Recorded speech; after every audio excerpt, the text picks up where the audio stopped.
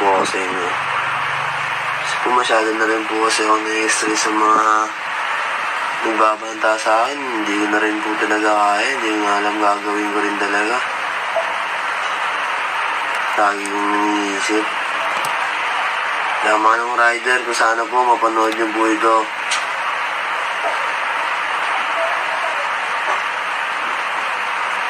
Mapanood niyo po itong video na to. Kaya comment po kayo dyan. Kontakin niyo po Lexer Castro. Ako hihingi po ako ng paumanin sa inyo sa personal.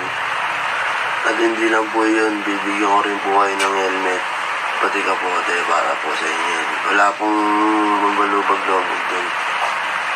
Po, patawad po sa inyo, Manong Rider. Sana po mapanood nyo to. I love it. Thank you for watching.